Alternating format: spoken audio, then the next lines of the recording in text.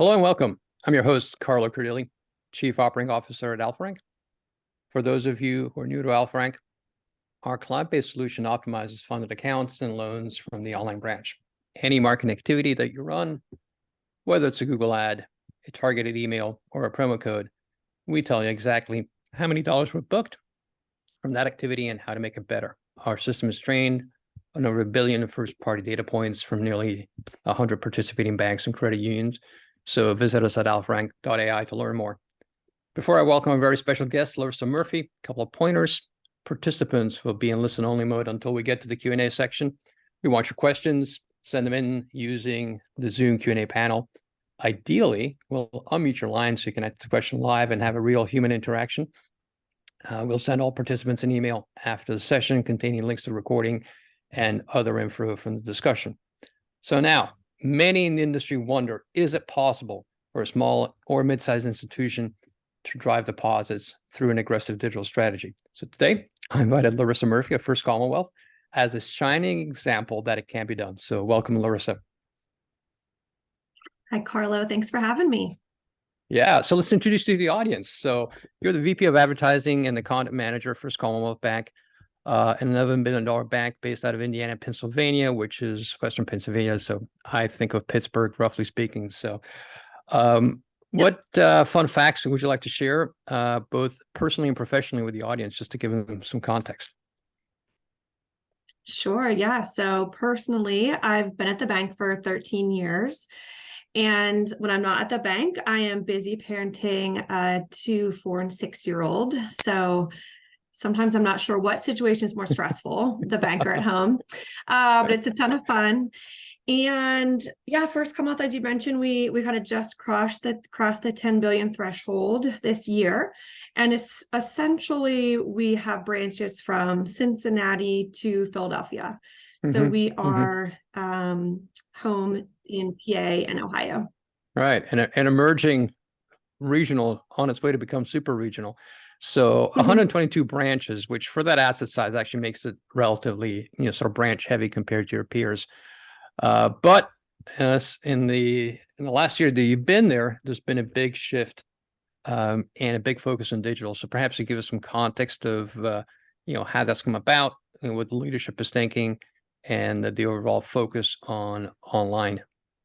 Sure. Yeah. So we've had our digital origination channels available for quite some time. And we have a CEO who has been pushing us digital and challenging us digitally for a good while too. And so although the channels aren't new to us, we weren't getting it done between the product team and the marketing team.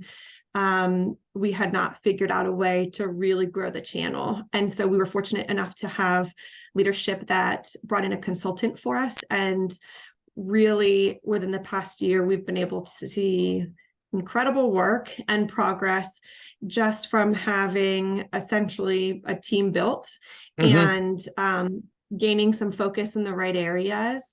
And so, we still know from hearing from our customers that our branches matter a ton, but we know also that we need to be in the space and we need to be competitive in it. And we need to be as smooth of UX as possible because we know consumers are comparing us against the Amazon shopping experience, even when it comes to opening a checking account. That's right. It's a whole new set of expectations that have been set. But in the last year, you've driven over like 5,000 deposit accounts, which is, about as many as you would expect from 20 or so traditional branches. So that's a terrific performance. And I think it's like almost an order of magnitude more than you were doing this time last year. So tell us a little bit about your stack. You mentioned the team, you have agencies, you're using Meridlink, with whom we partner as your account opening and consumer lending workhorse. Obviously, you're working with us. You got some CRM systems in there. So if you could tell us a little bit about your stack and how it all fits together to serve the purpose of driving more from online. Yep. So what has become what I think kind of a dream team, is the combination of our marketing team. So there are two of us from the marketing team that sit on the project team, as well as our product manager from the checking side and our product manager from the digital channel side. And then also the manager of our team that does all the account fulfillment for the applications. And so, we've become a very close working group, and I love it. We're all women in our 30s to early 40s, and I think that's awesome too in banking, to have such a strong group of women making business happen for us. So we also have maybe a unique situation where we have two ad agencies who are supporting us in the digital space, and they have been phenomenal partners and have really risen to the occasion as well. And it's especially fun for them to get to see the progress and see how hard their work is driving our performance here. And they, we couldn't make the work happen without them. As you mentioned, Meridian Link, and also, we've made tons of progress with the support from Alpha Rank, which, Carlo, I consider you to be a really important partner for us in this. No, thank you. And it's always good to hear. Yeah. It's funny, internally, I'm like, I think I'm an Alpha Rank commercial, just because we've been able to find, even outside of like this project, just can really turn to you guys for some guidance on a lot of things. So yeah, we're just celebrating this past week, surpassing a goal, and just took some time to reflect on like the teamwork and the project group has, I think, been the most fun team I've worked on in my career, because everyone's focus has their specific role and is moving toward the same goal. And it's honestly just been a lot of fun. Well, since this is an Alpha Rank webinar and you set it up so beautifully, could you share with the audience some of the cool things that we're doing together and how this has helped you meet your goals? Yeah, so it's funny, when we first started learning about Alpha Rank, I spent a lot of time figuring out, like, just trying to figure out how the support and the data from Alpha Rank would fit into our overall plan and work with the agencies. And for years, I've been trying to get the transparency all the way through the application being submitted with Meridian Link. Prior to having Alpha Rank, all of my tracking was dropping off as soon as that traffic hit the Meridian Link website. And so I was only able to optimize toward clicks. And we knew that was not the most efficient way. We knew there was going to be some waste there, but that was all we could optimize toward.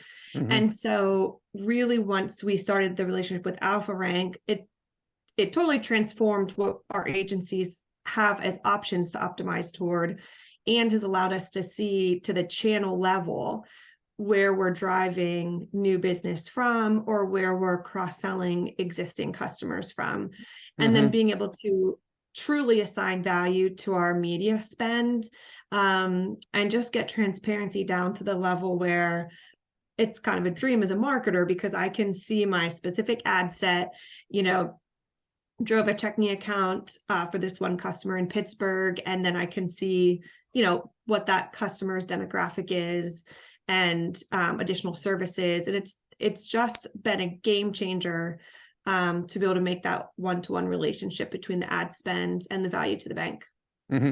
So if you could put that in context of, how that impacted the execution. So the branding, the messages, the kind of campaigns you've been putting out, and the media that you're playing in, now that you have this,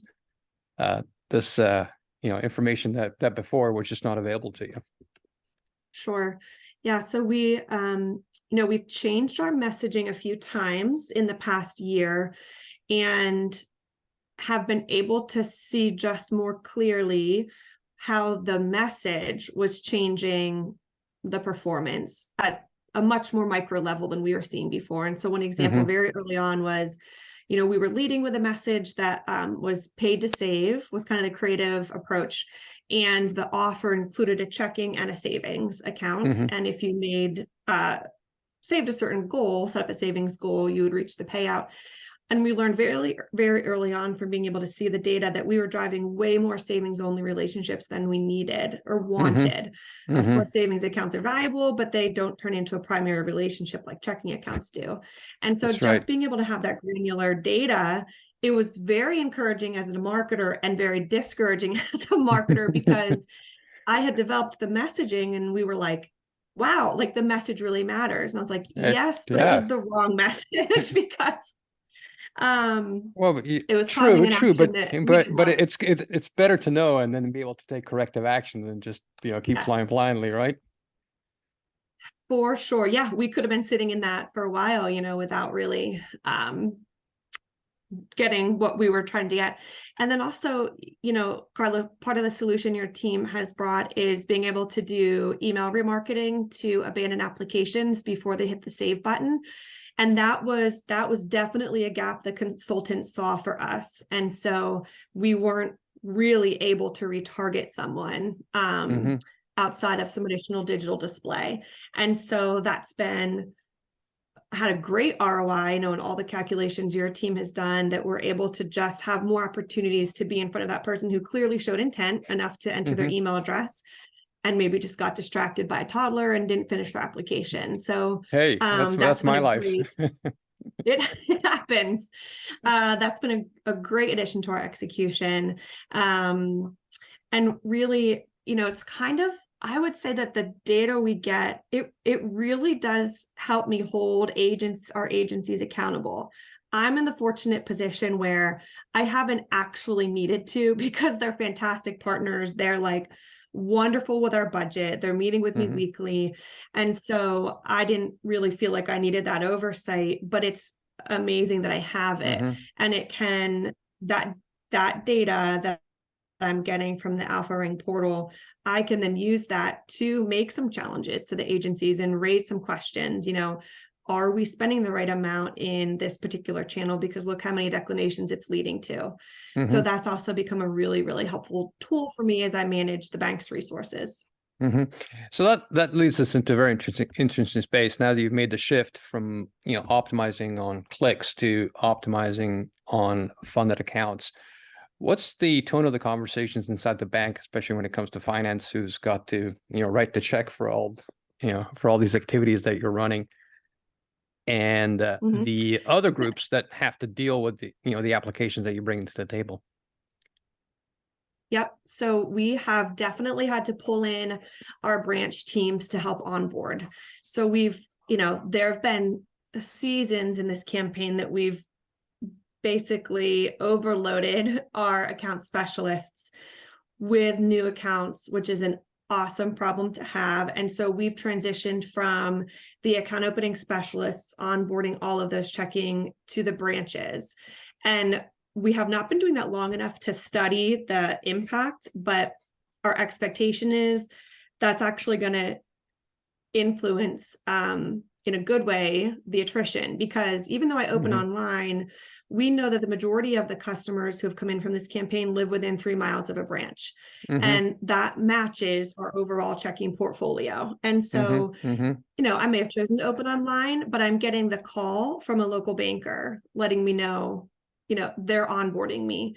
And so that was kind of a situation we caused, but it's created a very good solution that I think we're going to be really happy with. And, the branches are more than happy to reach out to them. We are going to continually be learning about the quality of the accounts. And just like, we know whenever you're moving into a digital space and investing more from a media perspective, you're going to be attracting gamers because we have a promo attached. We're going to be attracting fraudsters. And so there's an inherent risk versus reward there. And so our job from the marketing team and our product team, we're just studying and following these accounts to see what they do, how many of them stick, how many of them maybe close after they get their incentive payout. And that's the data that we're going to have to keep. That's going to be part of the ongoing analysis to make sure that what we're investing in from a media perspective is not just driving accounts, but driving really healthy long-term relationship accounts. So as you sort of launched in this roller coaster, from zero to hero in the space of a year, what were let's say the top 3 challenges and speed bumps you encountered? Because there's going to be a lot of people in this webinar who are being asked of their executive management to undertake the same kind of transformation that you just have done. So those are the questions that are top of mind. You know, what are the speed bumps, and how did you navigate through them? Yeah, we've definitely had speed bumps with fraud, which we weren't surprised by the presence of fraud. We've been surprised, I think, by the volume that we've seen in, span of 3 days. And so we have had some peaks of fraud that, to the best of our knowledge, are actually separate from the advertising. We couldn't make a one-to-one to the advertising, but we've needed support from AlphaRank again, because I come to you for everything. Being able to set up a daily notification to me that shows me how many checking accounts we opened in the prior day. And, we had a weekend in July as an example where Saturday morning, I saw my AlphaRank email and saw that we had 350 checking accounts. And that's not normal for us. And so I was able to throw a red flag. It's not right normal away. for you. It's not normal for everybody, especially because the time of day. You said it was a Saturday morning. So we know that, anything that happens after about 6 o'clock on a Friday for deposit origination is just on the face of itself, just suspicious. That's not the way real people behave. Yep. And so because of the, that notification, though, we were able to see very quickly that something was happening. And then we were able to start putting our fraud measures into place. And so those have been learnings for us, and we're going to continue, just like any other bank, we're going to have to continue our fraud mitigation and make sure that this space we're playing in is where we need to keep playing in. We also had a super painful lesson as a marketer with Google Tag Manager, where an adjustment that the agencies made to Google Tag Manager actually shut down our entire application. And we did not have those volume alerts set up yet. And so it took us much longer than it should have to identify that there was a problem and then get the problem fixed. And of course, again, AlphaRank helped us get it fixed. And so that was a painful lesson in, even though we had made changes to our GTM in the past, for whatever reason, the change we made this time through the application to go down. And so that's also then led to some learnings to be setting up more alerts so that we get real-time notifications as soon as our application is down, and then have an escalation team in place so that we can make sure we get that addressed quickly. Yeah, a few speed bumps, but zooming out, the bigger picture has been nothing short of amazing. We're obviously following your numbers. I'd like to share some of the publicly available data on, the amount of, frankly, ass kicking. I mean, look, we pulled some FDIC data. This is Q1 2023 relative to Q4 2022. And this is specifically the banks over 10 billion. So we're talking about the big boys, and comparing you to the Chases and the Capital Ones and the B of A's of this world. And, your deposits are up 15% on the quarter. The rest of the industry, they're actually down. They've been leaking deposits. So, you're taking it to them, and you're winning. So it's only August, and you've retired your goal for the year. Now, I know you're not the kind of person who's going to stop and rest on your laurels, but I'd like to close this part of the webinar with, Brandon, this is the mindset you bring into the game, and we just love it. So it's a pleasure to be working with you. At this point, I'd like to throw it open for some Q&A, and folks that have a question, please submit it through Zoom. We will pick them up as they come in, and we'd love to get an interactive discussion going. So let's open that up. It looks like I got a question from James from Silver State Bank. He asks, how do I get buy-in from executive management to go in heavy on digital originations? So that's, been a couple of years in the making for us. And I'm in the position now where I can show the return on our spend. And so I can even, I'd be happy to connect with you after on like some of the data that helped us get there. But it's truly just the cost of doing business. Like, we're not competing just against the branch of our competitor down the street. We're competing against Apple now. And so, it's just the cost of doing business. And then figuring out how to do it profitably is where I think it really takes the combination of the marketing team and the product team, or however you're structured, to really be able to show how, your team functionality can really drive business and optimize your media buy and build that one-to-one connection to performance that things like, more higher level tactics are just, they're harder to do.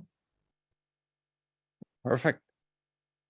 All right. The next question we have is from Patty at Xterra Credit Union, who asks, I've heard that Google Ads ends up generating a lot of fraud. Is there much truth to that in your experience? Yes, it's generated fraud, but to not be in that space would pretty much be impossible to be driving the healthy accounts. And, when we look at our monthly report, we can see what channels are driving fraudulent activity, and most of it is coming in direct to our site or direct to our application URL, and not really even coming that much from our advertising. And so the percentage that we're seeing coming in from Google that's fraudulent is much lower than like the healthy quality accounts. So there's just some risk there, but it's always, the risk so far for us has always been lower than the reward. Yeah, if I could chime into that, because we obviously see a lot of data, beyond just yours. There's really two types of fraud. There's what I'll call the incidental fraud. So it's somebody who's has a bit of a credit challenge history. They might have some negative check system flags. They can't get an account anywhere because everybody's using the same system and denying them. So they might engage in some credit washing, or they might essentially have some less than truthful information in their application because they're just trying to get through and trying to get themselves back into the banking system. And you rightfully flag those as fraud. And those might come in from a Google ad because these people will be searching, where can I get an account? And, and they're just looking to be able to transact with someone, anyone. And then there's this other type of fraud, which is systematic fraud. When there's, organized rings that often have either stolen or synthetic identities that are trying to open up a lot of accounts. They know that 90% of these accounts are going to get shut down, but maybe I can get 10 accounts opened, and then I can use that for, frankly, money laundering or other nefarious activity. And that, as Larissa pointed out, does not come from a Google ad. That comes from folks systematically identifying, who has weaknesses in account opening. And then once they find somebody who has a weakness, they'll relentlessly exploit it and ram through as much volume as they can until you take steps to shut them down, and then they'll just move on to the next bank. That's just the way these folks operate. So to Patty's question, if you run Google Ads and you want to just watch the yield and make sure that if you are running check systems that you don't attract people who have negative check system flags, and that's just a parameter in your Google Ads. So. Great question. Thank you. We've got a question from the audience. It's from an anonymous attendee. How are you identifying and retargeting the abandoned applications, Larissa? So to continue my commercial for AlphaRank, they were able to provide us with the code we needed to place on our website. So we essentially, our landing page for this promotion had previously just been a click into a Meridian Link application, and they were able to provide us with the code to change that to an email capture form. And then the email address that our prospect or customer enters is then pre-populated into the application. So then as soon as, they start their application, but then they fall off, we have that email captured. And then I think we're at a volume of 10 potential emails they could get for the retargeting, encouraging them to come back and finish their application. We also have email retargeting through one of our ad agencies. That's it's further down in the landing page. So people that maybe have a little bit of a less intent because they haven't actually started the application yet, just a request for more info, and that triggers them into an email cadence also, which just educates them a little bit more about the bank and ultimately pushes them into the application if they choose to apply from one of those emails. Thank you. Very nicely explained. Back to you, Brandon. All right. We got a question from Ben from Horizon Credit Union who asks, what's the minimum scale at which digital acquisition works? So I think, and Carlo, I'd love your thoughts on this too. I mean, our ad spend that we're placing for this campaign is just shy of $500,000. I think we have about 400,000 that we're investing from an ad spend. And I know that's pennies compared to what some of our big banks are doing and, some of the national competitors. And so, that's a fairly significant portion of our media budget, but we know that checking accounts, that's the foundation of your households. And so when we look at a prioritization of our media spend, it always makes sense to invest in checking account growth. And so that becomes a very easy decision for us to make. And so, that's, I'm sure, pretty small in scale compared to what some of the larger banks would do. But we, as we've seen in the past year, it's led to tremendous growth to the point that Carlo mentioned. Our online account origination team is equivalent to 21 of our branches for deposits, which is really incredible. Yeah, I think that's super interesting, the way you contextualize amongst large banks. So if you look at the Chases, the BofAs, the Capital Ones, on average, their digital marketing expenditure, which is not just direct paid, but also includes all the branding, all the sponsorships and stuff that they do at a national TV level. But we're talking about a 1% of their asset base is what they're pumping into digital media every year. Obviously, that's a pretty high scale for a lot of financial institutions. We work with financial institutions as small as $100 million in assets, and we're seeing those folks get great returns out of digital spend at the $2,000 to $3,000 a month level. What I'd also like to point out is it's more than just Google Ads. There's a lot of earned traffic that you get from brand recognition just from having that branch network there. So for most of our smaller customers, 90% of the traffic is this earned traffic, emails that you send out, people that just Google you, people that search for you on Google My Business. And all traffic is good traffic. And I think as a good steward of digital, it's everybody's responsibility to maximize the yield for any unit of traffic, no matter how it came, whether it came organically or you paid for it. So, and I would add to that, Carlo, we were so surprised with how many applications have come in from Google My Business. So, if you're on the call and you're like, I don't have a big ad spend, take a couple of hours and make sure that your Google My Business locations are updated and that you use the feature there for having ads. And we just continually are like, I can't believe that many accounts are coming in from Google My Business, because it's easy to overlook that. And it's easy to overlook the organic traffic too. So yeah, definitely make sure you're taking advantage of that. Thank you. Looks like we got another anonymous question come in. Based on your media spend, what would you estimate your cost per account to be? If not comfortable sharing that, what would you like your cost per account to be? Yes, we just if we took just for this campaign, we're trending year to date at around $200.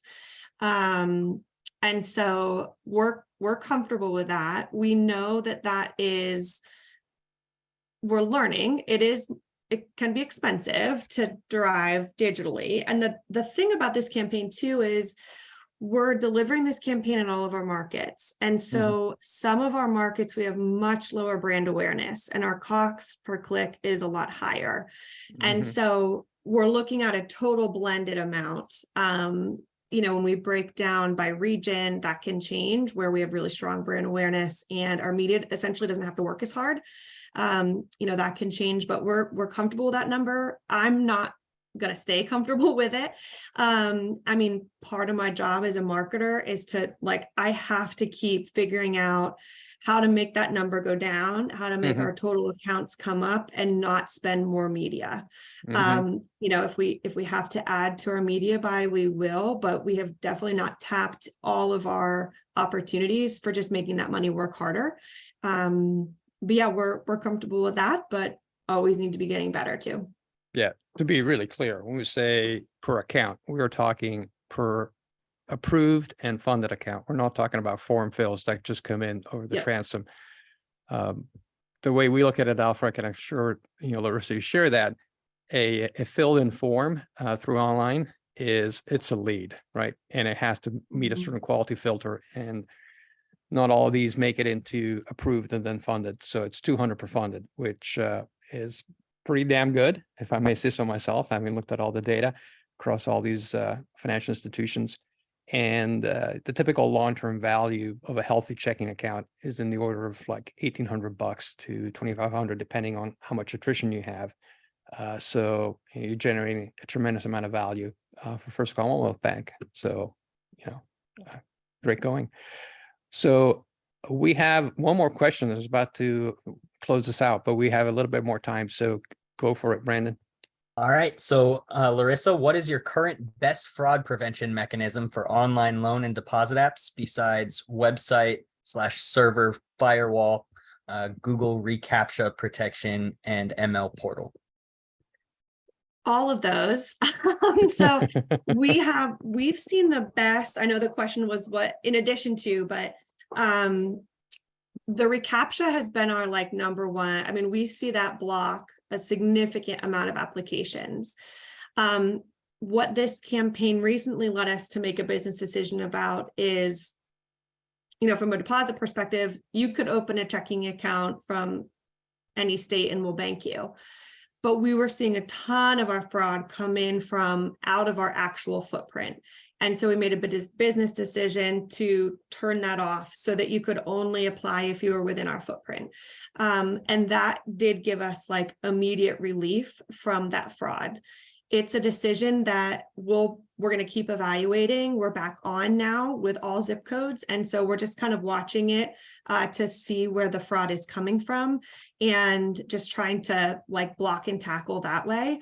And then part of what has really helped us, which I know doesn't ultimately solve the answer, but we've developed a much better workflow so that our humans who are processing the applications, they have, they're empowered to start making those decisions, to make changes to where we're allowing applications from, to essentially shorten that approval timeframe so that we can respond faster.